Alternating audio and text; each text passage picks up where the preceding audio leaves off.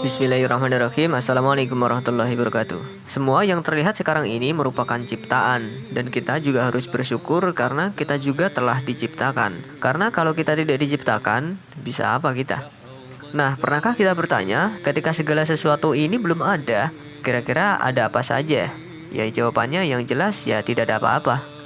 Namanya juga belum diciptakan. Pembahasan kita ini mengenai beberapa pertanyaan yang mungkin sering muncul ketika seseorang mulai tumbuh dewasa dan menanyakan Tuhannya, serta orang-orang yang dilingkupi oleh bisikan setan penghuni kuburan maupun penghuni perumahan.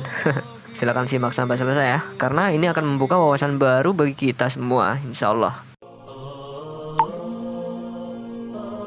Mungkin ada di antara kita yang ketika lagi ngelamun sempat terbesit di pikirannya beberapa pertanyaan. Siapa yang menciptakan Allah dan bagaimana rupa Allah?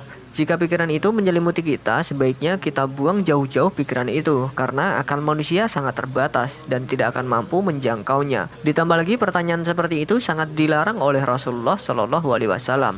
Dalam Sahih Bukhari disebutkan, berkata Abu Hurairah radhiyallahu anhu, Rasulullah Shallallahu Alaihi Wasallam bersabda, setan senantiasa mendatangi salah seorang dari kalian seraya berkata, siapa yang menciptakan ini dan siapa yang menciptakan itu? Hingga akhirnya dia bertanya, lantas siapa yang menciptakan Tuhanmu? Bila sudah sampai seperti itu, maka hendaklah dia meminta perlindungan kepada Allah dan menghentikannya. Hadis riwayat Bukhari.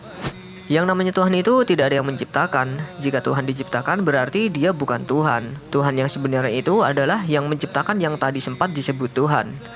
Bingung kan? Pokoknya tidak ada yang namanya awal keberadaan Tuhan. Dan Tuhan juga tidak akan menciptakan Tuhan. Memang akan sangat sulit untuk menghilangkan pikiran itu karena setan-setan jahanam dan iblis laknat itu akan terus membisiki kita. Untuk itu kita butuh penjelasan yang logis. Ya, siapa tahu bisa membantu.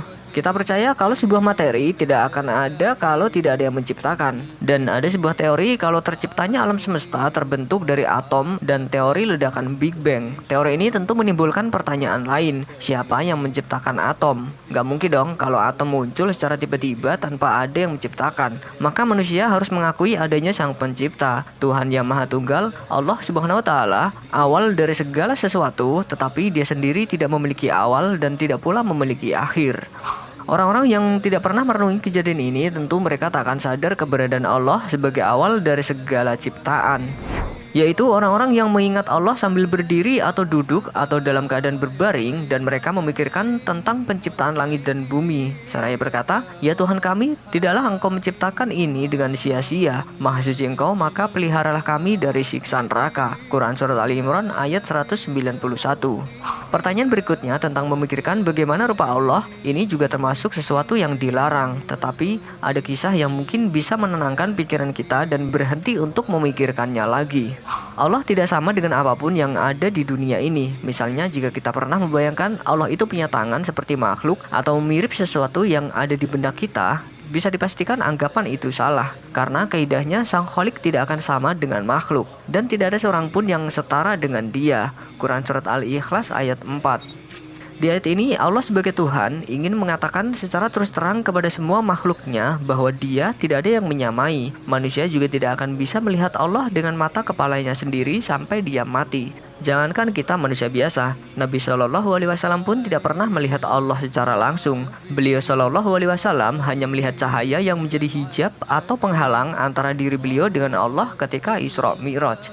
Begitu juga kisah Nabi Musa alaihissalam yang ingin bertemu Allah langsung di Bukit Sinai. Tapi sebelum Allah datang, beliau malah jatuh pingsan. Kisah ini pernah kita bahas di video sebelumnya. Untuk lebih lengkapnya silahkan cek aja.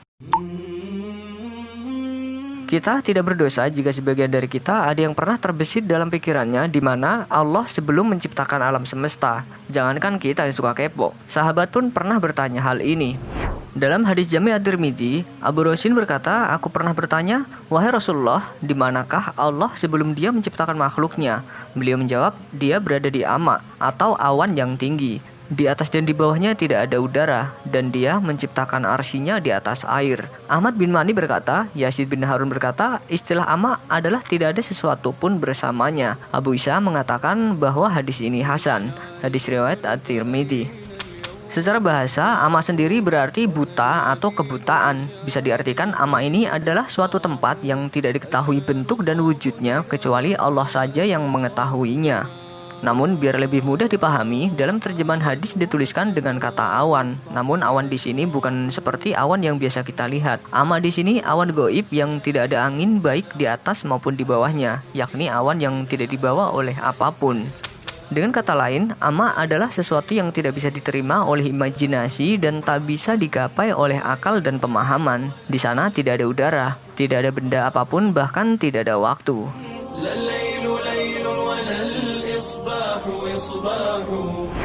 Di sanalah Allah kemudian bersemayam pada arsinya di atas air. Tidak diketahui bagaimana bentuk arsi dan cara Allah bersemayam di atas arsinya itu, dan menanyakan hal itu adalah sesuatu yang dilarang. Yang jelas keberadaan arsi sudah disebutkan dalam Al-Quran maupun hadis. Dan dialah yang menciptakan langit dan bumi dalam 6 masa, dan adalah singgasananya sebelum itu di atas air. Quran Surat Hud ayat 7.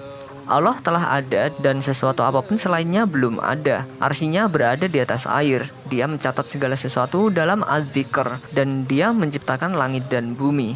Hadis riwayat Bukhari dan Baihaqi. Allah menciptakan itu semua bukan berarti Allah butuh, tetapi justru itu menjadi tanda kekuasaan kalau Allah itu mampu menciptakannya. Sama halnya ketika Allah menciptakan manusia, bukan berarti Allah membutuhkan manusia untuk menyembahnya, tetapi kitalah yang membutuhkan Allah. Untuk itu janganlah kita menjadi orang yang sombong. Selanjutnya ada pertanyaan, apa yang dilakukan Allah sebelum menciptakan alam semesta? Apakah Allah nganggur?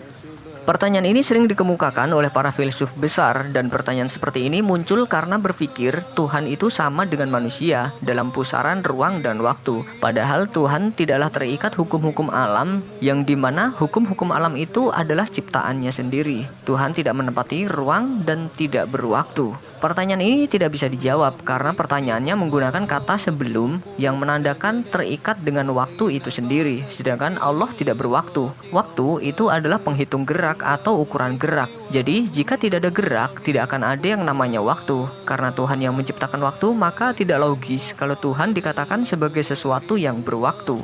Dialah Allah yang menjadikan segala yang ada di bumi untuk kamu, dan Dia berkehendak menciptakan langit, lalu dijadikannya 7 langit, dan Dia maha mengetahui segala sesuatu. Quran Surat Al-Baqarah ayat 29. Keberadaan Allah yang sendirian tanpa apapun ini tidak bisa dijangkau oleh akal kita, sebab itu di luar pemahaman manusia. Manusia tak dapat membayangkan kesendirian total tanpa waktu dan tempat itu. Coba bayangin aja kalau bisa, kalau nggak jadi gila. Di antara kesempurnaannya, dia tidak berada dalam waktu dan tidak terikat dengan ikatan waktu. Kalau dia tidak berwaktu, maka tidak ada ruang bagi kita untuk bertanya apa yang dilakukan Allah sebelum menciptakan alam semesta, karena kata sebelum meniscayakan adanya keberwaktuan itu. Jika jawaban ini kurang memuaskan, barangkali kita bisa melihat buku Akhlak Tasawuf karya Abu Din Nata. Di sini disebutkan, sebelum Allah menjadikan makhluk, Dia hanya melihat dirinya sendiri. Dalam kesendiriannya itu, terjadilah dialog antara Allah dengan dirinya sendiri, yaitu dialog yang di dalamnya tidak terdapat kata atau huruf. Allah melihat kepada zatnya, dan Dia pun cinta pada zatnya sendiri. Cinta yang tak dapat disifatkan, dan cinta itulah yang menjadi sebab wujud dan sebab dari yang banyak ini. Allah pun mengeluarkan dari yang tiada bentuk itu salinan dari dirinya yang mempunyai sifat dan namanya. Maka bentuk salinan itu adalah Adam, sehingga dalam diri Adam Allah muncul dalam bentuknya. Dengan demikian pada diri Adam terdapat sifat-sifat yang dipancarkan Tuhan yang berasal dari Tuhan itu sendiri. Kesimpulannya, tidak ada jawaban yang jelas baik dari Al-Quran maupun hadis yang menjelaskan secara tepat apa yang dilakukan Allah sebelum